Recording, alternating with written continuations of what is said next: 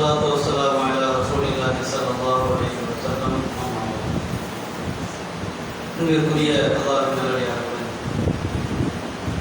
சூரா கஹ்ஃபிலிருந்து தொடர்ச்சியாக சில குறிப்புகளை நாம் பார்த்து வருகிறோம். அதில் 3 வரலாறுகளை அல்லாஹ் பேசுகிறான். முதலாவது, ஏகத்துவ கொள்கையை ஏற்றுக்கொண்ட சில இளைஞர்கள் அதற்காக பல்வேறு கொடுமைகளை நெருக்கடிகளுக்கு உள்ளாக்கப்பட்டு ஊருக்கு வெளியே இருக்கிற புகையில் போய் லஞ்சமடைகிறார்கள். அல்லாஹ் அவர்களுக்கு அருள் செய்து அவர்களை பாதுகாத்தான் என்கிற ஒரு வரலாறும், அதே போல மூசா அலைஹிஸ்ஸலாம் அவர்கள் சில உலகம் சார்ந்த அனுபவ அறிவை கல்வியை கற்றுக்கொள்ள வேண்டும் என்பதற்காக ஹதீர் அல்லது ஹிதர் என்கிற ஒரு நல்ல மனிதரிடத்தில் அவரை சந்தித்து அவரிடம் நீங்கள் கற்று அறிந்து வாருங்கள் என்று அல்லாஹ் அனுப்புகிறான். அந்த ஒரு வரலாறும், அதே போல 2 நண்பர்கள், ஒருவர் மிகப்பெரிய வசதியான நிலை வழங்கப்பட்ட செல்வம் தோட்டங்கள் வழங்கப்பட்ட ஒரு நபர், இன்னொருவர் அதற்கு நேர் மாற்றமானவர். இப்படி உள்ள 2 நண்பர்கள் வசதியானவருடைய நிலை, நம்பிக்கை அல்லாஹ்வை மறுக்கக்கூடிய, இணை வைக்கக்கூடிய ஒரு நிலையில் இருந்தது. அதனால் அவர் மிகப்பெரிய இழிவுகளை, வேதனைகளை உலகத்தில் சந்தித்தார் என்கிற ஒரு வரலாறும், இப்படியாக 3 வரலாறுகளை பார்த்தோம். கடைசியாக ஒரு வரலாறு, துல்கர்னைன் என்கிற ஒரு மன்னர் மிகப்பெரிய அளவிற்கு நிலப்பரப்பை ஆட்சி செய்த மிகச்சில மன்னர்களில் ஒருவர் துல்கர்னைன். அவருடைய வரலாற்றை இந்த சூராவில் அல்லாஹ் பேசுகிறார். وَيَسْأَلُونَكَ عَنْ ذِي الْقَرْنَيْنِ قُلْ سَأَتْلُو عَلَيْكُمْ مِنْهُ ذِكْرًا. நபியே, உம்மிடம் துல்கர்னைன் அவரை பற்றி உங்களிடத்தில் கேட்கிறார்கள், அவரை பற்றி விவரத்தை உங்களுக்கு நான் எடுத்து சொல்வேன் என்று சொல்லுங்கள். அன்றைக்கு வாழ்ந்த மக்கா வாசிகள், இது மக்காவில் இருக்கும்போது வரக்கூடிய ஒரு அத்தியாயம். அன்றைக்கு வாழ்ந்த அந்த மக்கள் உங்களிடத்தில் வந்து துல்கர்னைன் பற்றி கேட்கிறார்கள். அப்ப கேள்வி எழுப்புறாங்க, உலகத்தையே ஆட்சி செய்த மன்னர் யார்? இவர் நபிங்கிறாரு. அப்ப நபின்னா அல்லாஹ்விடமிருந்து இவருக்கு தொடர்புகள் இருக்கும். அனைத்தையும் அறிந்த அல்லாஹ் இவருக்கு சொல்லிக் கொடுப்பான். பட் நிராகரிக்க வேண்டும் என்பதற்காக இந்த கேள்வி எழுப்புகிறார்கள். இவர் நபியா இருக்க முடியாது, என்ன இதை கேட்டு பார்ப்போம், சொல்லட்டுமே பார்ப்போம் அப்படிங்கிற வகையில் கேட்டு அல்லாஹ் என்ன சொல்கிறான், துல்கர்னைனை பற்றி உங்களிடத்தில் கேட்கிறார்கள், உங்களுக்கு அவரை பற்றி நான் எடுத்து சொல்வேன் என்று சொல்லுங்கள். நான் உங்களுக்கு சொல்றேன், தெரியாதுன்னு சொல்ல மாட்டேன் என்பதால முதல்ல அல்லாஹ் சொல்றான். அதுக்கு பிறகு அவரை பற்றி அந்த வரலாற்று குறிப்புகளை அல்லாஹ் பேசுகிறான். இன்னா மக்கன்னா லஹு ஃபில் அர்த் வ ஆதைனாஹு மின் குல்லி ஷைஇன் ஸபபா. நாம் இந்த பூமியில் அவருக்கு ஆட்சி அதிகாரத்தை கொடுத்தோம், ஒவ்வொன்றுக்குமான வழியை அவருக்கு வழங்கினோம். அதாவது ஆட்சி அதிகாரத்தை கொடுத்தோம், அவருக்கு தேவையான சகல வசதியான சூழலையும் அமைத்து தந்தோம், ஒவ்வொன்றுக்குமான வழிவகைகளை ஏற்படுத்தினோம் என்றால் அவருடைய ஆட்சி நிர்வாக முறையா, இராணுவ கட்டமைப்பா, இப்படி எல்லா வகையிலும் ஒரு மனிதன் அவன் செயல்படுவதற்கு போதான எல்லா சூழலையும், எல்லா காரணங்களையும், வசதி வாய்ப்புகளையும் நாம் அவருக்கு அமைத்து கொடுத்தோம். அவர் ஒரு வழியை பின்பற்றி சென்றார். அப்ப நாம கொடுத்த அந்த பாதையின் அடிப்படையில், ஒரு ஏற்பாட்டின் அடிப்படையில் அவர் முன்னேறி சென்று கொண்டே இருக்கிறார். அவருடைய அந்த பயணம் அல்லது ஆட்சியினுடைய விரிவாக்கம் எந்த அளவிற்கு இருந்தது என்றால், ஹத்தா இதா பலக மக்ரிப ஷம்ஸ் வஜதஹா தக்ரு ஃபீ ஐனின் ஹமிஹா வவஜத இறுதியில் சூரியன் மறையும் இடத்தை அவர் அடைந்த போது, அப்போ உலகத்தின் ஒரு பகுதியின் கடைசி பகுதிக்கு அவர் ஒட்டுமொத்த உலகத்தையும் ஆட்சி செய்யக்கூடிய ஒரு வகையில் சூரியன் மறையக்கூடிய அஸ்தமிக்கக்கூடிய அந்த பகுதி அவர் அடையும் போது சேற்று தண்ணீரில் அது மறைவதை கண்டார். அவ்வளவு தூரம் அவர் சொல்கிறார். அதற்கருகில் ஒரு சமுதாயத்தையும் கண்டார். அந்த ஒரு நிலப்பரப்புல ஒரு சமுதாயம் வாழ்கிறார்கள். அவர்களையும் அந்த மக்களையும் சந்திக்கிறார். அவர்களையும் தனது ஆட்சி அதிகாரத்தின் கீழ் அவர் சேர்த்துக் கொள்கிறார். நாம் அல்லாஹ் சொல்றான், நாம் அவருக்கு சொன்னோம், துர்தர்ணையினே நீர் அவர்களை தண்டிக்கலாம் அல்லது அவர்கள் விஷயத்தில் நல்லதை எடுத்துக்கொள்ளலாம், நீங்க ஒரு விருப்பம் என்பதாக நாம் அவருக்கு சொன்னோம். அப்ப எந்த அளவுக்கு எல்லாம் ஆட்சி அதிகாரத்தை கொடுத்திருக்கிறோம் அப்படின்னா, குறிப்பிட்ட அந்த பகுதியில் ரொம்ப தூரத்தில் வாழக்கூடிய மக்கள், மனிதர்கள் அந்த இடத்தையெல்லாம் கண்டடைய முடியாது என்கிற அளவிற்கான நீண்ட நெடிய தூரத்தினுடைய ஆட்சி அதிகாரம் அவருக்கு வழங்கப்படுகிறது. அந்த பகுதியில் மக்களையும் சந்திக்கிறார். அல்லாஹ் சொல்றான், நீங்க நினைச்சா அவர்கள் மீது தண்டனை ஏற்படுத்தலாம் அல்லது நல்லதை நீங்கள் நாடலாம். அப்போ அவர் சொல்றார், அம்மா மனதாம பசோபன் ஆதிபு சும்மா இறந்து இல்லா ரப்பி வை ஆதிபு அதாபன் சொல்றார். நாம் அநியாயம் செய்பவனை தண்டிப்போம். யார் அநியாயக்காரனாக இருக்கிறானோ, அநியாயத்தில் முதன்மையான மிகப்பெரிய ஒரு அநியாயம் அல்லாஹ்விற்கு இணை வைத்தல். அப்போ அநியாயம் செய்பவனை நாம் தண்டிப்போம். பின்னர் அவன் தன் இறைவனிடம் கொண்டு செல்லப்படுவான். அப்போது அவனை இறைவன் மிக கடுமையாக தண்டிப்பான். உலகத்துல ஒரு ஆட்சியாளன் என்கிற முறையில் அநீதி இழைக்கக்கூடியவர்களை மிக கடுமையாக நான் தண்டிப்பேன். இதோட முடியாத வாழ்க்கை. ஒரு மன்னருடைய மனநிலை எப்படி இருக்கணும் நல்லா சொல்லித்தார். ஒரு ஆட்சியாளர் அவருடைய மனநிலை, அவரது நம்பிக்கை எப்படி இருக்க வேண்டும், அப்பதான் அவன் சிறந்த ஆட்சியாளராக இருக்க முடியும் என்பதை இந்த துர்கர்ணையினுடைய வரலாற்று அல்லாஹ் சொல்றார். அவர் என்ன சொல்றாரு, யார் அநீதி இழைக்கிறானோ அவனை நான் கடுமையாக தண்டிப்பேன். பின்னர் இறைவனிடம் அவன் கொண்டு செல்லப்படுவான். அங்கு இதைவிட கடுமையான ஒரு தண்டனைக்கு அவன் ஆளாக்கப்படுவான். அதாவன் நோக்கரா, இதைவிட மிக கடுமையான ஒரு தண்டனைக்கு அவன் ஆளாவான். அப்ப மறுமை வாழ்க்கையிலும் அவனுக்கு என்ன உண்டு, தண்டனை உண்டு. எத்தனை ஆயிரம் ஆண்டுகளுக்கு முன்பு வாழ்ந்த அந்த மன்னர் அவர் எதை தனது ஆட்சி அதிகாரத்திற்கு இருந்த மக்களுக்கு நினைவுபடுத்தி இருக்கிறார், எச்சரித்திருக்கிறார்.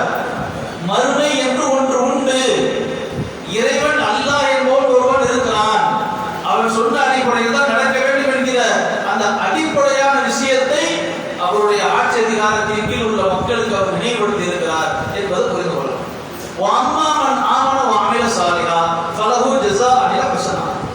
இறை நம்பிக்கை கொண்டு நற்செயல் செய்பவருக்கு நல்ல கூலி இருக்கிறது. யார் அல்லாஹ்வை நம்பி சாலிஹான அமல்களை செய்கிறார்களோ அவர்களுக்கு நல்ல கூலி மறுமையில் இருக்கிறது. நமது கட்டளையில் எளிதானதை அவருக்கு கூறுவோம். எது இலகுவாக செய்ய முடியுமோ சிரமப்படுத்தாமல் முடிந்த அளவிற்கு செய்யக்கூடிய வகையில் நாம் சொல்வோம். அப்ப அடிப்படை என்னது, அல்லாஹ்வின் மீது ஈமான், இறை நம்பிக்கை இருக்க வேண்டும், சாலிஹான அமல்கள் இருக்க வேண்டும். அப்படிங்கும் போது தேவையில்லாத சிரமத்தை நாம் அவர்களுக்கு ஏற்படுத்த மாட்டோம். ஒரு மன்னருடைய ஆட்சியினுடைய அடிப்படை இறைவனுக்கு இணை வைக்கும் போது அது மாபெரும் அநியாயம். அதனுடைய விளைவுகளை, ஆபத்துக்களை தன்னுடைய ஆட்சி அதிகாரத்தில் இருக்கக்கூடிய மக்களுக்கு புரிய வைப்பது ஒரு மன்னனின் கடமை, ஒரு ஆட்சியாளரின் கடமை. யார் அல்லாஹ்வை நம்பி வாழ்கிறார்களோ அவர்களுக்குரிய உலக மறுமையினுடைய அந்த பரிசுகளையும் நினைவுபடுத்துவதும் அவர்களது கடமை என்பதை நாம் அவருடைய இந்த வார்த்தையின் மூலமாக அறிந்து கொள்ளலாம். அடுத்து ஒரு பகுதியினுடைய ஆட்சி அதிகாரம் சும்மாத்து வாசவா, பின்னர் ஒரு வழியை பின்பற்றி சென்றார். மேலும் அவரது அந்த பயணம் தொடர்ந்து கொண்டே இருக்கிறது. ஆட்சியின் விரிவாக்கம் நடந்து கொண்டே இருக்கிறது. இறுதியில் அவர் சூரியன் உதிக்கும் இடத்தை அடைந்தார். முதல்ல சூரியன் மறையக்கூடிய அந்த எல்லையை அவர் அடைகிறார். ஒரு சேற்றின் மீது மறைவதை அவர் கண்டார். இது ஒரு பகுதி, ஒரு எல்லை பகுதி அல்லது ஒரு உலகத்தினுடைய ஒரு பகுதி. அடுத்ததாக சூரியன் உதயமாகக்கூடிய இடத்தை அவர் அடைந்த போது ஒரு சமுதாயத்தின் மீது குதிப்பதை கண்டார். உலகத்தினுடைய இன்னொரு பகுதிக்கு வந்துட்டாங்க, ஒரு ரவுண்ட் அடிச்சார். நாம் அவர்களுக்கு அதை விட்டும் காத்துக்கொள்ள எந்த தடுப்பையும் ஏற்படுத்தவில்லை. அதாவது சூரியனுடைய வெப்பம் அவர்கள் மீது தொடர்ச்சியாக ஏற்பட்டு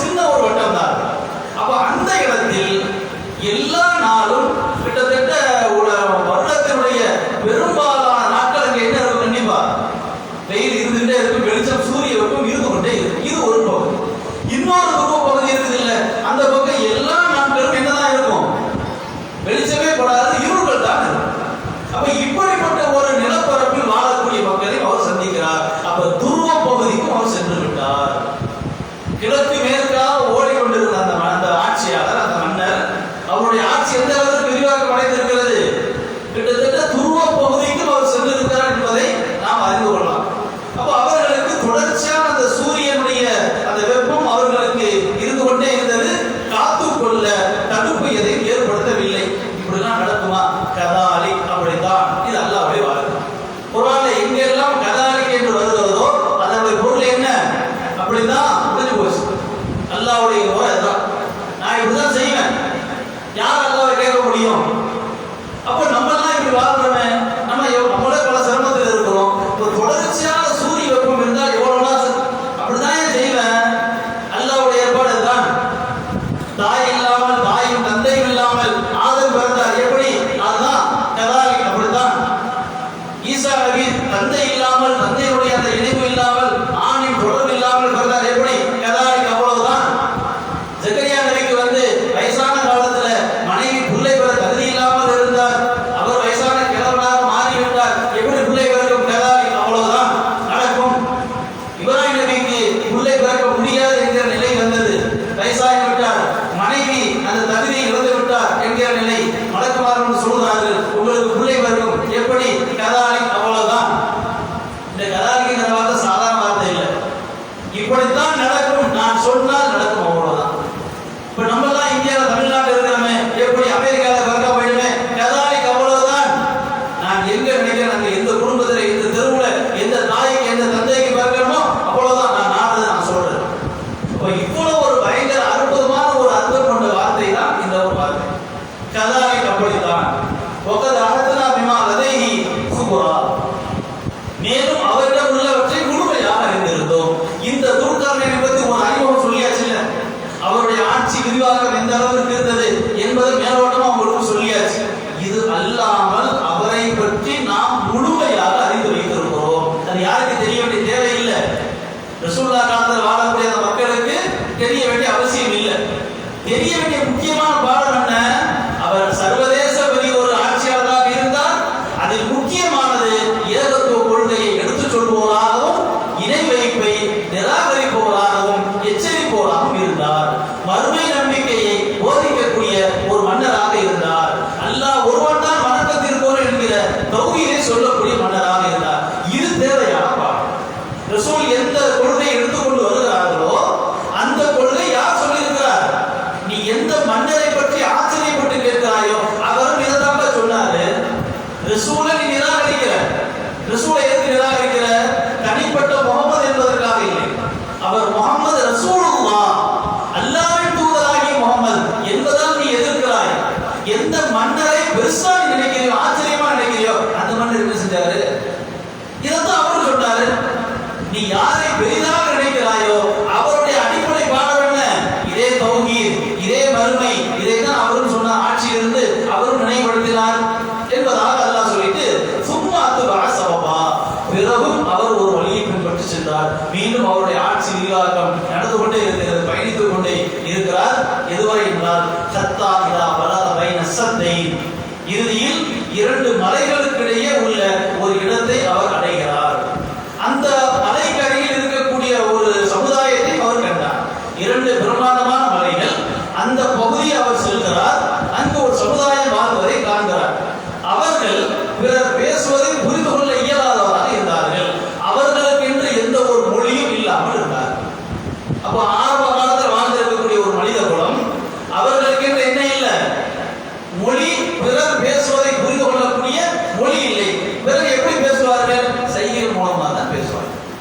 அதை இவர் அறிந்து கொள்கிறார். யாரு? இந்த மன்னர் துல்கர்னைன் அறிந்து கொள்கிறார். தாலு அவர்கள் சொன்னார்கள், யாதல் கர்னை துல்கர்னைனே இன்ன யஜூஜ வ மஜூஜ முஃஸிதூன ஃபில் அர்த். அல்லாஹ்வுடைய ஏற்பாடு எவ்வளவு அழகா இருக்குது பாருங்க. யஜூஜ மஜூஜ் என்கிற கூட்டத்தினர் பூமியில் குழப்பம் ஏற்படுத்திக் கொண்டிருக்கிறார்கள். ஃபகல் நஜஅலு லக கர்ஜா அலா அன் தஜஅல பைனனா வ பைனஹும் சத்தா. அவர்களுக்கும் எங்களுக்கும் இடையே ஒரு தடுப்பு சுவரை நீங்கள் எழுப்புவதற்காக உங்களுக்கு நாங்கள் ஒரு தொகையை தரலாமா என்று கேட்டனர். அதாவது உலகம் அழியும் நாளினுடைய முக்கியமான ஒரு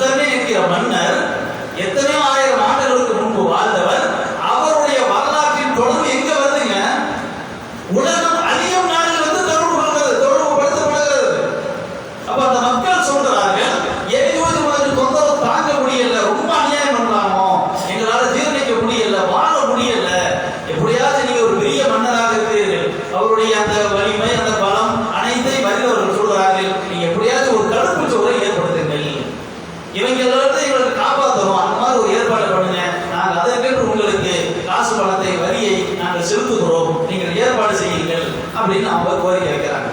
அவர் சொல்றார், மக்கள் நீ ரப்பி கயிர், என் இறைவன் எனக்கு தந்திருப்பது மிகப்பெரிய கயிறானது, மிகச் சிறந்ததை என் இறைவன் தந்திருக்கிறான். நீங்க ஒன்றும் காசு பணம் தர வேண்டாம். உடல் பலத்தால் எனக்கு உதவி செய்யுங்க. எனக்கு பண பலமெல்லாம் தேவையில்லை, நிறைய எல்லாம் தந்திருக்கலாம். நீங்கள் உடல் பலத்தால் எனக்கு உதவி செய்யுங்கள். அஜால் பைனக்கும் பைனகும் ரதுமா, உங்களுக்கும் அவர்களுக்கும் இடையே உறுதியான தடுப்பை நான் அமைக்கிறேன். இரும்பு பாதங்களை என்னிடம் கொண்டு வாருங்கள் என்று அவர் கூறினார். பிரம்மாண்டமான இரும்பு பாதங்கள், பெரிய பெரிய இரும்பு அந்த தூண்களை போன்ற ஒரு அமைப்புகளை கொண்டவர்களை எடுத்து வர சொல்லி படையினருக்கு சொல்லி அதற்கு ஒரு ஏற்பாடுகளை எல்லாம் அவர் செய்கிறார். இறுதியாக இரண்டு மலைகளுக்கு இடையில், இரண்டு மலைகளின் உச்சி வரையிலான இடைவெளியை அவர் சமப்படுத்தியதும், பெரிய காங்கிரீட் போன்ற மாதிரி இந்த மலைக்கும் இந்த மலைக்கும் இடையில் பிரம்மாண்டமான இரும்பு பாதங்களை கொண்டு வந்து அப்படியே அமைச்சு மேல வரைக்கும் கொண்டு வந்த பிறகு அவர் சொல்றார், ஊதுங்கள் என்றார். அதை நெருப்புக்குங்க ஆக்கிய போது உருக்கிய செம்பை என்னிடம் கொண்டு வாருங்கள், இதன் மீது ஊற்றுவேன் என்றார். அன்றைக்கு இருக்கக்கூடிய தொழில்நுட்பத்தின் மூலமாக அந்த இரும்பு பாலங்களை அமைத்து ஒரு மிகப்பெரிய ஒரு கட்டுமானத்தை இரண்டு மலைகளுக்கு இடையில் சமமாக உருவாக்குகிறார். என்கிற அந்த கூட்டத்தார் இந்த மக்களை வந்து தொந்தரவு செய்யாத அளவிற்கான ஒரு தடுப்பை ஏற்படுத்துகிறார். சரி, அனைத்து கட்டுமானமும் முடிந்து விட்டது. அவர்களால் இதில் ஏற முடியாது, அதில் துவாரம் விடவும் முடியாது, ஏறி வரவும் முடியாது, அதுல ஓட்ட போட்டு அவர்களால் வர முடியாது. மிகப்பெரிய பிரம்மாண்டமான ஒரு பணியை அவர் செய்து முடித்திருக்கிறார். செய்து முடித்துவிட்டு என் நினைவாக என் சாதனை என் ஆற்றல் என்று பேசவில்லை. இது என் இறைவன் அருளால் நடந்தது. எவ்வளவு பெரிய மன்னர், சர்வ உலகத்தையே ஆட்சி செய்த அந்த மன்னர், நான் அதிகாரம் அப்படிங்கிறது இல்ல, என் தப்பு செய்த அருள் இது.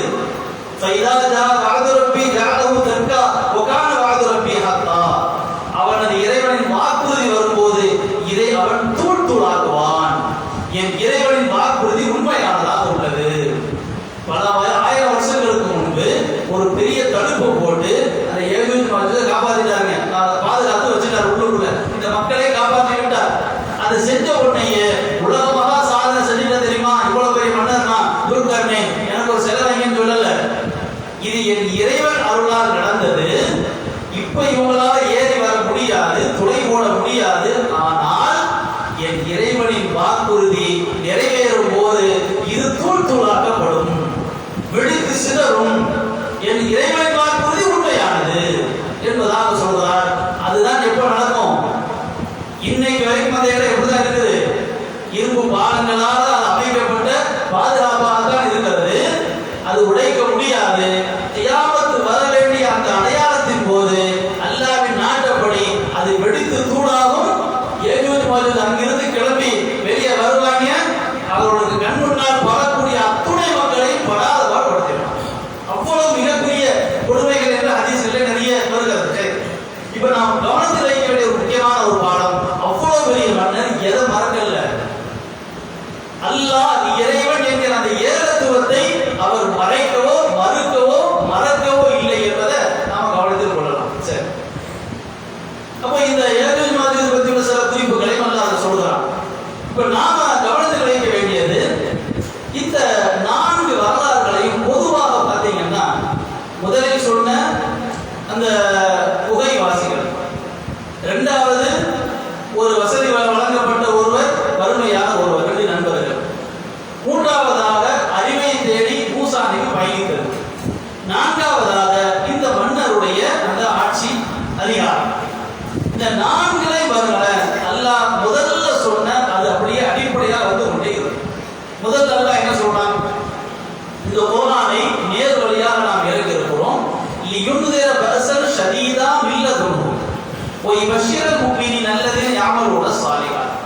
அல்லாஹ்வை நம்பி சாலிஹான அமல்களை யார் செய்கிறார்களோ அவர்களுக்கு நல்ல செய்தி சொல்வதற்காகவும், யார் அல்லாஹ்விற்கு இணை வைக்கிறார்களோ அவர்களுக்கு கடுமையான தண்டனையை எச்சரிக்கை செய்வதற்காகவும் தான் நேர்வழியாக இருக்கக்கூடிய கோணல் இல்லா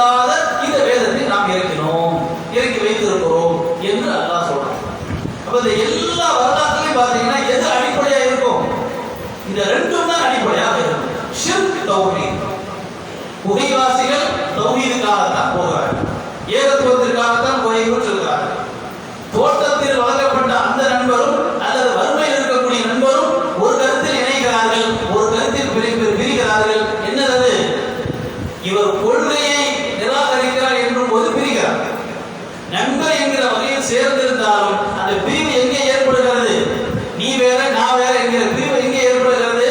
அவர் கொள்கையை மறுக்கிறார், அல்லாஹ்வை மறுக்கிறார். அதே போல மூசா நபி கதிரிடத்தில் கற்றுக் கொடுக்கிறார். அந்த கதிர் சொல்லிக் கொடுக்கக்கூடிய பாடம் என்ன? உலகத்தில் எது நடந்தாலும் அல்லாஹ்வின் ஆற்றல் படி, அல்லாஹ்வின் அறிவின் படி, அல்லாஹ்வின் நாட்டப்படி நடந்து கொண்டிருக்கிறது. அறிவில் கல்வியில் முக்கியமான கல்வி அல்லாஹ் நாடியதுதான் நடக்கிறது. இதற்கு நிகரான கல்வி எதுவும் இல்லை. அதே போல இந்த மன்னர் தூக்கர்ணை அவர் சொல்லி தரக்கூடிய பாடம் என்ன? இறைவன் சொல்கிற அடிப்படையில் தான் இந்த உலகத்தில் நாம் வாழ வேண்டும் என்கிற அந்த ஒரு அடிப்படையை சொல்லி தருகிறார். இந்த நான்கு வரலாறுகளுமே ஒரு புள்ளியில் தான் சம்பந்தப்பட்டுக் கொண்டே இருக்கிறது.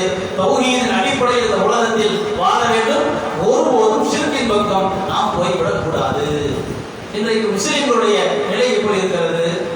தௌஹீதை மறந்து ஷிர்கை உயர்த்தி பிடிக்கக்கூடிய அளவிற்கு தான் இன்றைக்கு பல முஸ்லிம்களுடைய பல்வேறு வகையான நடவடிக்கைகள் இருப்பதை நாம் பார்க்கிறோம்.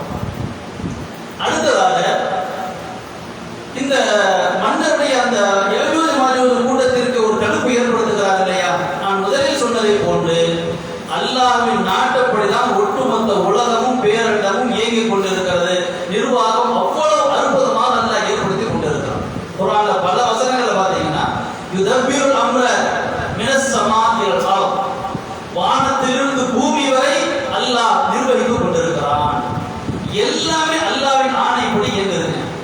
இப்போ மனித உடல் செயல்பட வேண்டுமானால் மனித உடல்ங்கிறது ஒரு தனி ஒரு மெட்டீரியல் இல்லை. நம்ம விரல் நுனியை எடுத்துக்கொண்டோம் என்றால் அதில் பல ஆயிரக்கணக்கான செல்கள் இருக்கிறது. நம்ம கண்ணை எடுத்துக்கொண்டோம் என்றால் பார்ப்பதற்கு இத்தனை கொண்டுதான், ஆனால் அதில் பல லட்சக்கணக்கான செல்கள் இயங்கிக் கொண்டிருக்கிறது. உள்ளுக்குள்ள நரம்பு ஓடுதுங்க. அந்த நரம்பு பார்த்தா கயிறு மாதிரி ஒரு அமைப்பு தெரியும். ஆனா நல்ல க்ளோஸ் பண்ணும்போது இது பண்ணி அதை ஆய்வு செஞ்சு பார்க்கும் போது பல ஆயிரக்கணக்கான செல்களுடைய தொகுப்பு தான் எது? நரம்பு என்பது. ரத்தத்தில் வெள்ளையான சிறப்பணும் அப்படிங்களா? அது என்ன ஏதோ மாதர் மாதிரி ரவுண்டா போட்டா அனுப்பிடுறாங்களா? இல்ல. அதை நுணுக்கமாக ஆய்வு செய்தால் அதற்குள் ஆயிரக்கணக்கான செல்கள் இருக்காது. அப்போ ஒவ்வொன்றுமே தனித்தனி செல்கள் எப்படி ஒரு கட்டடம் பார்த்தா கட்டடமா தெரியுது. ஆனா பல ஆயிரக்கணக்கான செங்கல்களின் ஒரு தொகுப்பு. செங்கல் பார்க்கறதுக்கு ஒரு கட்டி மாதிரி தெரியுது. ஆனா அது எப்படி வந்தது? பல ஆயிரக்கணக்கான மண் துகள்களின் ஒரு கூட்டினுடைய ஒரு வடிவம் தான் அது. அப்ப எதுவுமே என்னவாக இல்லை, தனியும் ஒரு மெட்டீரியலாக ஒரு துண்டா வந்து துண்டா போற மாதிரி இல்லை. எல்லாமே தனித்தனி பொருட்களுடைய ஒரு கூட்டு தொகுப்பு தான் ஒட்டுமொத்த உலகமும். அனைத்திற்கும் அல்லாஹ்வின் ஆணை செல்கிறது. உடல்ல இருக்கக்கூடிய ஒவ்வொரு உறுப்புகளும், ஒவ்வொரு நரம்பும், ஒவ்வொரு ரத்த அணுக்களும் செயல்பட வேண்டுமானால் அது செயல்படுதில்லை. ரத்தம் இங்க இருந்து மேல போது, மேலிருந்து கீழே வருது. அந்த இயங்குது இல்ல, இயங்கக்கூடிய உத்தரவிட்டவன் யார்? அல்லாஹ். இயங்காதே என்கிற தடைப்பட்டவன் யார்? அல்லாஹ். அது எப்படி நமக்கு தெரியும்? நாம கண்டுபிடிக்க முடியாதுங்க. அந்த செயலே சொல்கிறது இயங்குகிற ஒருவன் இருக்கிறான். இப்போ உதாரணத்துக்கு ஒண்ணு சொல்லலாம், அவனை சரியா நினைக்கிறேன். இப்ப இதயத்துல வந்து ஒரு தனிப்பட்ட ஒரு மின்சாரத்தை அல்லாஹ் உருவாக்குகிறார். ஒட்டுமொத்த உலகத்தினுடைய இயக்குனராக மூளை செயல்படுகிறது. மூளை திடீர்னு தானா செயல்பட முடியுமானா? அதுல ஒவ்வொன்றிலையும் ஆயிரக்கணக்கான செல்கள், சில மாற்றங்கள் நடந்தால்தான் அது செயல்படும். அது செயல்பட்டால்தான் அது நரம்புகளுக்கு உத்தரவிடும். நரம்பு செயல்பட்டால்தான் அது உடல் உறுப்புகளுக்கு செல்லும். காலில் கொசு கடிக்குதுன்னு வைங்களேன், நம்ம பார்க்காம கண்டுபிடிச்சிடும். எப்படி கண்டுபிடிக்கிறோம்? அந்த கொசு போய் உட்கார்ந்த உடனேயே நரம்பு அங்கிருந்து டக்குன்னு மூளைக்கு தகவல் கொடுக்குது. எப்படியா வந்து என் காலில் ஒரு இடத்துல உட்கார்ந்துருக்கலாம் அப்படின்னு. உடனே மூளை சொல்லும், கை நீ கிளம்பு போய் அடின்னு சொல்லும். அது காலத்தை இவ்வளவு நடக்குதுன்னு எதிர்கொள்ள அப்படி கன்சியூம்லாம் சொல்ல முடியாது. அவ்வளவு வேகமாக நடக்கிறது. இது எல்லாமே ஒன்று மட்டுக்கும் ஒரு உத்தரவு போய் கொண்டு இருக்கிறது. அதனால பாத்தீங்கன்னா அந்த சுகர் நோயாளிகளுக்கு சொல்லுவாங்க, புண்ணு வந்துட்டா புண்ணு வராத அளவுக்கு கவனமாயிருங்க,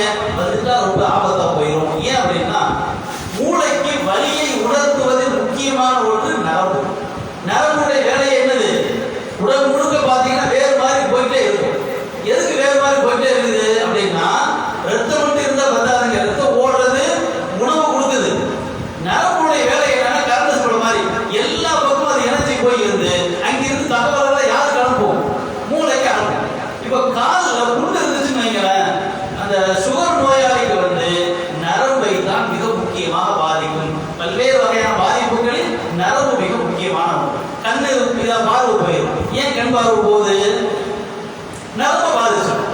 அப்போ ஒன்றுக்கும் நரம்பு என்பது ரொம்ப முக்கியமானது. இப்ப மருத்துவர்கள் என்ன சொல்லுவாங்கன்னா, இந்த சுகர் நோயாளிகள் காலில் புண்ணு வராத அளவு கவனிச்சுக்கங்க. ஏன் அப்படின்னா, புண்ணு வந்தால் வலி தெரிந்தால்தான் அது நமக்கு மூளைக்கு உணர்த்தப்படும்.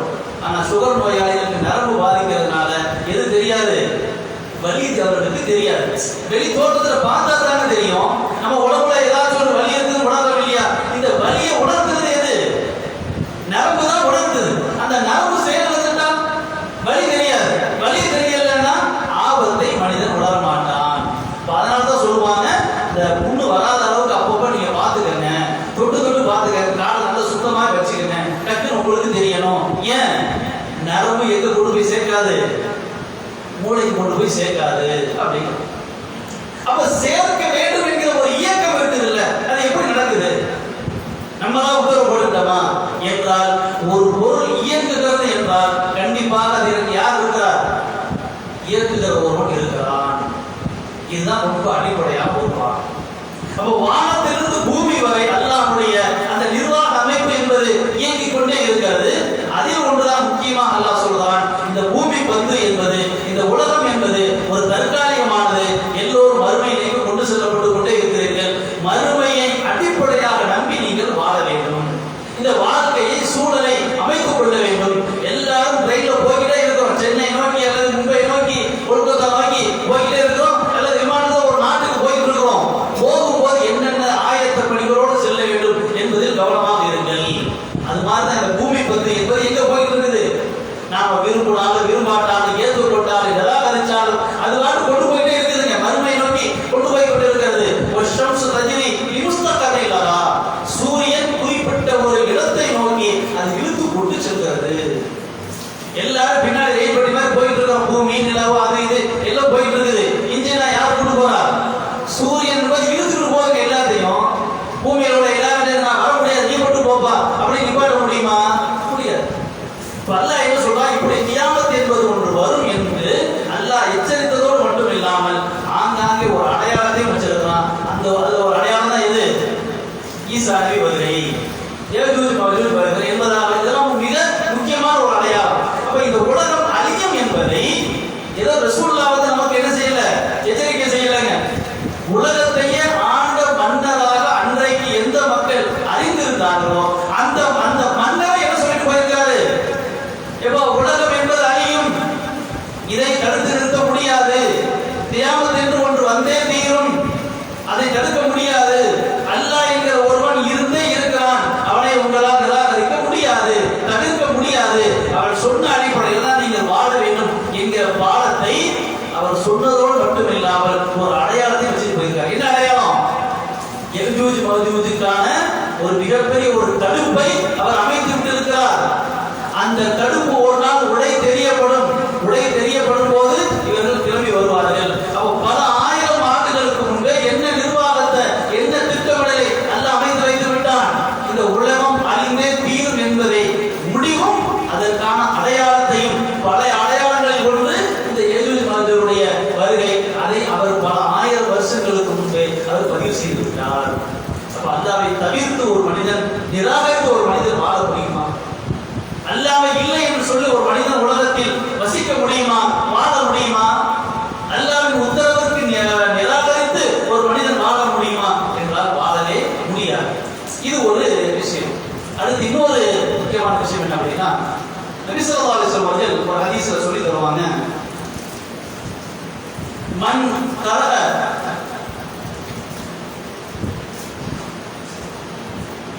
மன் ஹஃபிஸ 10 ஆயாத் மின் அவ்வல் சூரத்தில் கஹஃப் உஸிம மின் தஜ்ஜால். கியாமத்துடைய அடையாளத்துல மிகப்பெரிய ஒரு அடையாளம் தஜ்ஜாலுடைய வருகை, ஈசா நபியின் வருகை. இந்த கஹஃப் சூராவை பற்றி அல்லாஹ் சொல்லி தருகிறார்கள். யார் கஹஃப் சூராவினுடைய முதல் 10 வசனங்களை மனதில் விட்டுக் கொள்கிறாரோ அவர் தஜ்ஜாலுடைய குழப்பத்திலிருந்து பாதுகாப்பு பெற்று விடுகிறார் என்று சொல்லித்தார். தஜ்ஜாலுங்கிறது அவ்வளவு ஒரு பயங்கரமான, அவ்வளவு ஒரு மிகப்பெரிய ஒரு கொடுமையானது. அதாவது சோதனைகளிலேயே மிக பயங்கரமான ஒரு சோதனை எதுங்க? தஜ்ஜாலுடைய அந்த வருகை. நீங்க நம்ம எல்லாம் அத்தியாயத்தில் ஓதிட்டு இருக்கிறோம், அர்த்தம் தெரிஞ்சோ தெரியாமல எதை சொல்லிட்டே இருக்கிறோம்? என்ன சொல்லிட்டு இருக்கிறோம்? மினல் மஸீஹித் தஜ்ஜால், மின் ஃபித்னத்தில் மஸீஹித் தஜ்ஜால். அதாவது மஸீஹித் தஜ்ஜாலுடைய ஃபித்னாவிலிருந்து, சோதனையிலிருந்து நான் உன்னிடத்தில் பாதுகாப்பு தேடுகிறேன். கபருடைய வேதனை, நரகத்தின் வேதனை, மஸீஹித் தஜ்ஜாலுடைய சோதனை, இதிலிருந்து எல்லாம் நான் அல்லாஹ்விடத்தில் பாதுகாப்பு தேடுகிறேன் என்று தொழுகையில அத்தியாயத்தில் கேட்டுட்டே இருக்கணும். தஜ்ஜால் எங்கேயே வருவான் இல்ல, எங்கேயும் எப்படியும் நடக்கும். சில குறிப்பிட்ட அடையாளத்தை எல்லாம் சொல்லி தருகிறார்கள். ஆனால் உலகத்தில் எந்த பகுதியிலும் அவனுடைய சோதனை நடக்கும், அவனால் துன்புறுத்தக்கூடிய நிலை மக்களுக்கு ஏற்படும் அப்படின்னு நாம இந்த ஹதீஸ் மூலமா அறிந்து கொள்ளலாம். அல்லாஹ்வின் தூதர் மட்டுமல்ல, உலகத்தில் வாழ்ந்த எல்லா தூதர்களும் யாரை எச்சரித்திருக்கிறார்கள்? தஜ்ஜாலுடைய அந்த சோதனையை எச்சரித்து சென்றிருக்கிறார்கள் என்று அல்லாஹ்வின் தூதர் சொல்லித்தரார். இன்னொரு ஹதீஸ்ல வருது, யார் கஹஃப் சூராவுடைய கடைசி 10 வசனங்களை ஓதுகிறாரோ அல்லது மனதை விட்டுக் கொள்கிறாரோ அவர் தஜ்ஜாலின் சோதனையிலிருந்து காக்கப்படுகிறார். இப்ப என்னன்னா, முதல் 10 வசனம் அல்லது கடைசி 10 வசனம், இந்த 2 ஹதீஸும் நமக்கு சொல்லி தரக்கூடிய அடிப்படையான ஒரு பாடம். சூரத்துல் கஹ்ஃபுக்கும் தஜ்ஜாலுக்கும் அடிப்படையான ஒரு நெருக்கம் இருக்கிறது, ஒரு நெருங்கிய தொடர்பு இருக்கிறது. அப்ப இதை மனப்பாடம் பண்ணிக்கிட்டா தஜ்ஜாலுடைய ஃபித்னாவிலிருந்து, சோதனையிலிருந்து காப்பாற்றப்படுவீர்கள் என்றால், இதை மந்திரமாக அல்லாஹ்வின் தூதர் சொல்லி தரவில்லை. ஓதிக்கிட்டே இருந்தா பாதுகாத்துருவோம். அதுல உள்ள மைய கருத்து அதுதான். ஒட்டுமொத்த அத்தியாயத்தில் சூராவினுடைய அடிப்படையே இதுதான். தஜ்ஜாலுடைய அந்த கொடூரமோ அல்லது அவனுடைய வரக்கூடிய காலம் எவ்வளவு பயங்கரமாக இருக்கும் என்பதை அந்த ஒட்டுமொத்த சூறாவும் சொல்லி தருகிறது. மீண்டும் நினைவுபடுத்திக் நாம் கவனத்தில் வைத்துக் கொள்ள வேண்டும். முதல் வரலாறு பாருங்க. குகைவாசிகளாக சில இளைஞர்கள் செல்கிறார்கள். எதற்காக குகைக்குள் போகிறார்கள்? ஏற்றுக்கொண்ட கொள்கை, அதற்காக வாழ வேண்டும், அதற்காக என்ன இழப்பை நாங்கள் சந்திக்க தயார். அப்போ ஒரு மனிதனாக பிறந்த ஒருவனின் லட்சியமும் கற்பனையும் ஆசையும் என்னவாக இருக்க வேண்டும்? அல்லாஹ்வுக்காக மட்டுமே வாழ வேண்டும் என்பதுதான் அவனுடைய ஒட்டுமொத்த வாழ்வின் லட்சியம். அந்த லட்சியத்தின் அடிப்படையில் அவர்கள் இருந்தார்கள். அதற்காக பல்வேறு கொடுமைகளை சந்தித்தார்கள். என்ன ஆனாலும் சரி, நாங்கள் கொண்ட கொள்கைக்காக இந்த உலகத்தை நாங்கள் சமாளித்துக் கொள்வோமே தவிர உலகத்திற்காக கொள்கையை புறக்கணிக்க மாட்டோம். நாங்கள் ஏற்றுக்கொண்ட ஏகத்துவத்தை நிராகரிக்க முடியாது என்பதற்காக சௌகரியமான ஊரிலிருந்து, சௌகரியமான குடும்பத்திலிருந்து, சௌகரியமான சூழலிலிருந்து அசௌகரியமான சூழலுக்கு அவர்கள் தள்ளப்படுகிறார்கள். ஆனாலும் மகிழ்ச்சியாக ஏற்றுக்கொண்டு செல்கிறார்கள். இப்படிப்பட்ட நிலை யாரால் ஏற்படும்? யாரால் ஏற்படும்? தஜ்ஜாலால் ஏற்படும். அல்லாஹ்வா நானா, நான் தான் இறைவன்மா, நான் தான் கடவுள்மா, என்ன நம்புறியா உனக்கு சொர்க்கம், என்ன கடவுள் இல்லைங்கிறியா உனக்கு நரகம், என்ன சொல்ற அப்படின்னு அவன் கேட்பான். ஆனா அவனுடைய அதிகாரம், அவனுடைய தகுதி, அந்தஸ்து அனைத்தையும் பார்க்கும் போது இறை நம்பிக்கை இல்லாத ஒரு மனிதன் அவன் என்ன சொல்லுவான்? நீதான் கடவுள், நீதான் அல்லாமா. ஆனா இறை நம்பிக்கை உள்ள மனிதன் நீ கடவுள் இல்லலாமா. அதுதான் இந்த அத்தியாயம் சொல்றேன். அந்த கருத்தை தான் எது புரிய வைக்கிறது? இந்த கஹஃப் சூரா புரிய வைக்கிறது. இந்த உலகத்துடைய இன்றைக்குள்ள வேகத்தை பாருங்கள். அல்லாஹ்வின் தூதர் வாழுகிற காலத்தில் இருந்த உலகத்தின் அமைப்பு இன்றைக்கு இருக்கிறதா? அறிவில், செல்வத்தில், ஆட்சி அதிகாரத்தில் மிக உச்சத்தை நோக்கி போய்கொண்டிருக்கிறது. இது இதோடு முடியறதில்லை, இன்னும் பயங்கரமாக வரும். 3 வகையான விஷயங்கள் இந்த உலகத்தில் ஒட்டுமொத்த உலகத்தையும் வழிநடத்திக் கொண்டே இருக்கிறது பரவலாக. முதலாவது செல்வம். யாரை போல? 2 நண்பர்கள் இருந்தாங்க இல்லையா? இந்த 2 நண்பர்களுக்கிடையே ஒருத்தருக்கு மிகப்பெரிய செல்வத்தை கொடுத்திருந்தான். இந்த உலகம் எதை நோக்கி ஓடிக்கொண்டே இருக்கும்? காசு, பணம், செல்வம் அதை நோக்கி ஓடிக்கொண்டே இருக்கும். தெய்வத்தை, இறைவனை, கடவுளை, அல்லாஹ்வை காசுக்காக தூக்கி கராசி விடுவான். யார் மாதிரி? அவன் சொன்னான்ல, அவனுக்கு வசதி வந்த உடனே மறுமையில ஒண்ணு இல்ல, இதெல்லாம் அழியாது, நான் வச்சிருக்கிற பிரமாண்டமான இந்த தோட்டம் அல்லது நான் கட்டி வச்சிருக்கிற இந்த காம்ப்ளெக்ஸ், என்னுடைய சொத்து எல்லாம் அழியவே அழியாது, கியாமத்தும் வராது அப்படின்னு. இந்த மனநிலையை நோக்கி எது ஓடிக்கொண்டிருக்கிறது? உலகம் ஓடிக்கொண்டே இருக்கிறது. நாளாக நாளாக நாளாக இதை நோக்கி தான் ஓடிக்கொண்டிருக்கிறது. மனசாட்சி, நேர்மை, உண்மை, சத்தியம் அதற்கெல்லாம் வேற இல்ல. காசா பார்த்து போயிட்டே அவ்வளவுதான்.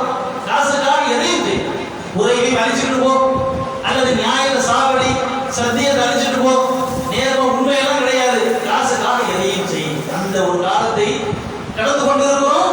எதை விட ஒரு 30 வருஷத்துக்கு முந்தைய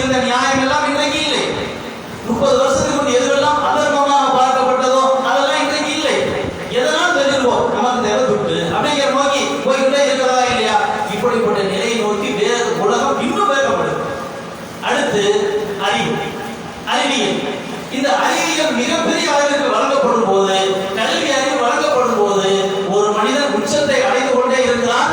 அதனுடைய விளைவு என்ன? கடவுளுக்கெல்லாம் வேலை இல்லை, இறைவனுக்கு வேலை இல்லை, இறைவன்லாம் கிடையாது, எல்லாத்தையும் நாங்களே தெரிஞ்சுக்கிட்டோம், நாங்களே கண்டுபிடிச்சிட்டோம். இந்த உடம்பு இயங்குது இல்லையா, அனைத்தையும் நாங்கள் கண்டுபிடித்து விட்டோம், இனிமேல் எதற்கு இறைவனுக்கு வேலை? ஒரு காலத்தில் அறிவியல் இல்லாமல் இருந்துச்சு, கடவுள் தேவைப்பட்டது, இனிமேல் கடவுளுக்கு வேலை இல்லை, அனைத்தையும் நாங்களே கண்டுபிடித்து விட்டோம் என்கிற ஒரு நிலை இன்றைக்கு சாதாரணமாக பார்க்கிறோம். அப்ப அறிவு என்பது எதை சொல்லிக் கொண்டிருக்கும்? இறைவனை நிராகரிப்பதற்கு முக்கியமான ஒரு நிலை. செல்வம் இறைவனை மறக்கடிக்கிறது, கல்வி அறிவு இறைவனை மறக்கடிக்கிறது. மூசா நபி கல்வி கற்றுக்கொண்டார், கபீர் ஆசிரியராக இருந்தார். கபீர் சொல்லிக் கொடுத்த அடிப்படை அறிவு என்ன? அடிப்படை பாடம் என்ன? என் இறைவன் தான் இதை செய்ய சொல்கிறான், என் இறைவன் தான் இப்படி ஏற்படுத்துகிறான், எது நடந்தாலும் சரி அது என் இறைவனின் செயல் என்பதாக திரும்ப திரும்ப மூசா நபிக்கு அவர் சொல்லிக் கொடுக்கிறார்.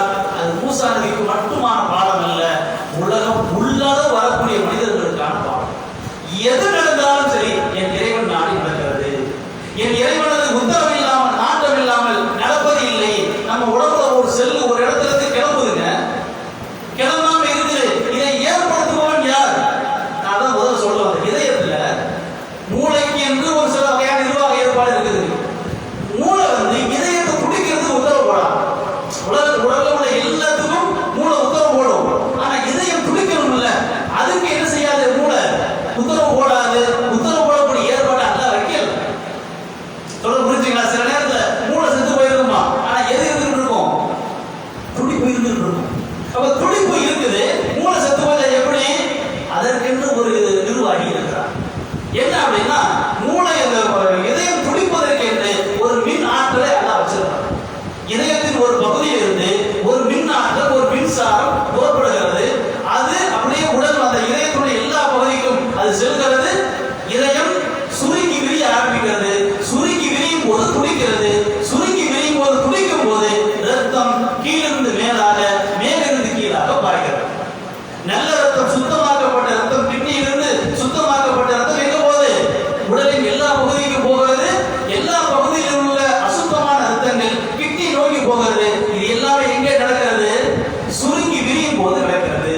சுருங்கி விரிய வேண்டும் என்று உத்தரவிடுபவர் யார்? ஒரு மின் ஆற்றல். அந்த மின் ஆற்றல் எங்கே இருந்து கிளம்புகிறது? குறிப்பிட்ட ஒரு பகுதியிலிருந்து கிளம்புகிறது. அந்த மின் ஆற்றல் கிளம்பவில்லையானால் அவ்வளவுதான். அந்த மின் ஆற்றலை உருவாக்குவது யார்? ஃபேஸ் மேக்கர் ஒரு மருத்துவர்கள் வைக்கிறார். ஃபேஸ் மேக்கருடைய வேலை என்ன? மின் ஆற்றலை உருவாக்குவதல்ல. மின் ஆற்றல் அல்லது அந்த மின்சார ஆற்றல் சிலருக்கு குறைவாக இருக்கும், குறிப்பிட்ட ஒரு வயதிற்கு பிறகு, குறிப்பிட்ட சில காரணங்களால். உதாரணமா ஒரு 80% இருக்க வேண்டியது 20% இருக்கணும். அரை கண்ணுல ஃபேன் ஓடுற மாதிரி, அரை கண்ணுல லைட் எரிக்கிற மாதிரி. இப்படி அரை கண்ணுல ஓட நம்ம காத்து வருமா, நிம்மதி இருக்குமா? இருக்காது. அதுக்கு ஒரு ஜெனரேட்டர் வச்சுக்கிறோம் இல்லையா? இந்த மாதிரி என்ன செய்யலாம் அப்படின்னா, ஒரு 20% மின் ஆற்றல் இருந்தால் அதை 80ஆக மாற்றி கொடுக்க வேலை எது செய்யுது? இந்த ஃபேஸ் மேக்கர் கருவி செய்யுது. சீரோவா போயிடுச்சு. அப்ப இந்த ஃபேஸ் மேக்கர் மின்சாரத்தை கொடுக்குமா? கொடுக்க. ஃபேஸ் மேக்கருடைய வேலை என்னது? மின் ஆற்றல் 20 இருந்தால், 20 கீழே இல்லைன்னா 20% இருந்தால் இது என்ன பண்ணும்? 50ஆக 80ஆக அதை அதிகரித்து கொடுக்கும். இப்ப நாம சிந்திக்க வேண்டியது, அந்த இதயத்தில் அந்த பகுதியில் ஒரு மின்னாற்றல் உருவாக வேண்டும் என்று சொன்னது யார்?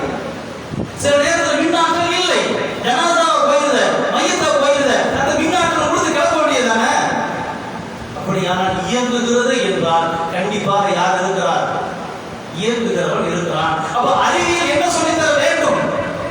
நமக்கு இருக்கிற அறிவு, அறிவியல், கல்வி எதை போதிக்க வேண்டும்?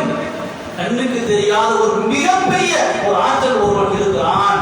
சாதாரணமானவன் அல்ல, நிகரில்லாத ஒரு மிகப்பெரிய ஒரு ஆற்றல் மிக்க இறைவன் ஒரே ஒருவன் அல்ல இருக்கிறான் என்று எது சொல்லி தந்திருக்க வேண்டும்? கல்வியும் அறிவும் அறிவியலும் சொல்லி தந்திருக்க வேண்டும். ஆனால் மறுக்கிறது. அறிவியலே நாகரிகமே இல்லாத பல ஆயிரம் ஆண்டுகளுக்கு முன்பு இந்த அறிவியலை சொல்லிக் கொடுத்தவர் யார்? கபீர் மூசா நபிக்கு உணர்த்துகிறார். அது அவர்களுக்கான உரையாடல் மட்டுமல்ல, ஒட்டுமொத்த மனித குலத்திற்குமான உரையாடல், ஒட்டுமொத்த மனித குலத்திற்குமான அடிப்படை பாடம். அப்ப இன்றைக்கு பாருங்க, கல்வி என்பது மிகப்பெரிய அளவிற்கு செல்ல செல்ல செல்ல எதை விட்டு மனித குலம் வெளியே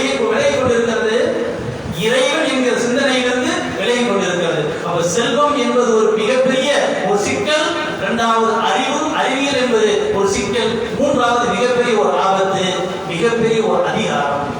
அரசியலோ ஏதோ ஏதோ அதிகாரம், மிகப்பெரிய ஒரு அதிகாரம் எதை மறைக்கிறது? சிந்தனையும் கண்களையும் மனசையும் உள்ளத்தையும் மறைக்கிறது. இறைவன் இல்லை, நான் தான் இறைவன், நான் தான் கடவுள் அப்படிங்கிற எண்ணத்தை கொண்டு போயிரு. ஆட்சியில் இருக்கிற எல்லாரும் என்ன நினைக்கிறான்? நான் சொல்றதை எல்லாரும் கேட்கணும். அப்ப அவனுடைய எண்ணம் என்ன? நான் யாருக்கும் கட்டுப்பட மாட்டேன், எல்லோரும் எனக்கு கட்டுப்பட வேண்டும். அப்ப அவனும் ஒட்டுமொத்த மனித குலமும் ஒட்டுமொத்த வழக்குகளும் சேர்ந்து எஜமானுக்கு கட்டுப்பட வேண்டும். ஆனா இவனுக்கு அதிகாரம் கிடைக்கும் போது எல்லாரும் எனக்கு கட்டுப்படணும் நினைக்கிறான். நான் எவனுக்கும் கட்டுப்பட முடியாது, எவன் பேச்சையும் கேட்க முடியாது. அப்ப மிகப்பெரிய சிக்கல்ல மூணாவது முக்கியமானது எது? ஆட்சி அதிகாரம். செல்வம், கல்வி, அறிவியல், ஆட்சி அதிகாரம். இந்த மூன்றும் மிகப்பெரிய ஒரு ஆபத்தான நிலை. மனிதனுடைய அந்த நம்பிக்கையை தகர்க்கக்கூடிய முக்கியமான ஒரு நிலை. அதை நோக்கி இந்த உலகம் வேகமாக சென்று கொண்டே இருக்கிறது. இந்த மூன்றை நாம் எந்த வகையில் பார்த்தாலும் சரி, மிக அடிப்படையாக இந்த மூன்று இருக்கு. அறிவுக்காக எதையும் இழக்க தயார், கல்விக்காக எதையும் இழந்துட்டு போ, காசுக்காக எதையும் இழந்துட்டு போ, ஆட்சி அதிகாரத்திற்காக என்ன உண்டு? இதற்காக இந்த உலகம் போய் கொண்டிருக்கிறதில்லை. இந்த மூன்றின் முழு வடிவம் தான் யார்? தஜ்ஜால். இந்த மூன்றையும் அல்லாஹ் சொல்லி தந்து இந்த மூன்றுக்குமான தொடர்பை அல்லாஹ்வின் தூதர் சொல்லி தருகிறார்கள். இந்த கஹஃப் சூராவுடைய முதல் 10 வசனம், கஹஃப் சூராவுடைய கடைசி 10 வசனம், ஆகவே இந்த ஒட்டுமொத்த சூராவின் கருத்தை யார் புரிந்து கொள்கிறாரோ, யார் மனதில் கொள்கிறாரோ, அவர் எதை புரிந்து கொள்கிறார்? தஜ்ஜாலை புரிந்து கொள்கிறார். தஜ்ஜாலை புரிந்து கொண்டவர் நாளைக்கு நம்மளை எழுப்பி இவன் கடவுள் யார் என்று கேட்டால், இந்த சூராவின் பாடத்தை புரிந்தவர் சொல்வார், படைத்தவரை தவிர எவனும் இல்லை, நீயும் இல்லடா. தூக்கி நரகத்தில் தூக்கி போடுவான். அவனுடைய நரகத்தில் தூக்கி போடப்பட்டால் அந்த மனிதன் அல்லாஹ் எங்க போவாரு? சொர்க்கத்திற்கு போவார். எவன் இதை புரிந்து கொள்ளவில்லையோ, இதை உருவாக்கிக் கொள்ளவில்லையோ, அவன் என்ன சொல்லுவான்? நீதான் இறைவன், சொர்க்கத்துக்கு போடா ராசா அப்படின்னு சொர்க்கத்துக்கு தூக்கி போடுவான். அவன் எங்க போய் சேருவான்? அல்லாஹ் நரகத்துக்கு போய் சேருவான். இந்த சூரா என்பது பொதுவாகவே குர்ஆன் நமக்கு மிகப்பெரிய ஒரு பேர் அற்புதமாக, மிகப்பெரிய ஒரு பேர் ஒளியாக, மிகப்பெரிய ஒரு வழிகாட்டுதலாக அல்லாஹ் வழங்கியிருக்கிறான். அந்த குர்ஆனை நாம் சரியான முறையில் உள்வாங்கி புரிந்து வாழ வேண்டும். குறிப்பாக இந்த சூரா அல்லாஹ் சொல்லி தந்த இந்த சூரா என்பது, இதை யார் சரியான முறையில் புரிந்து மனதை விட்டுக் கொடுக்கிறாரோ அவர் தஜ்ஜாலுடைய இந்த சோதனையிலிருந்து காப்பாற்றப்படுகிறார். அந்த சோதனை என்பது இந்த மூன்று வகையானது. முதல் கொள்கை, இந்த கொள்கையை இழக்க இந்த மூன்றும் இருக்கும். இந்த கொள்கையை சாதனைக்க இந்த மூன்றுமே வரும். புகைவாசிகள் எப்படி கொள்கைக்காக அனைத்தையும் இழந்து துணிந்து உறுதியாக இருந்தார்களோ அப்படி நாம் இருக்க வேண்டும் என்பதைத்தான் ஒரு முத்தாய்ப்பாக சுருக்கமாக இந்த சூரா நமக்கு உணர்த்துகிறது. இதை புரிந்து நம்முடைய வாழ்க்கையை, நம்முடைய நடவடிக்கைகளை அமைத்துக் கொள்ள நல்ல அருள் செய்வானாக. வாஹிர் தாவானா அல்ஹம்துலில்லாஹ்.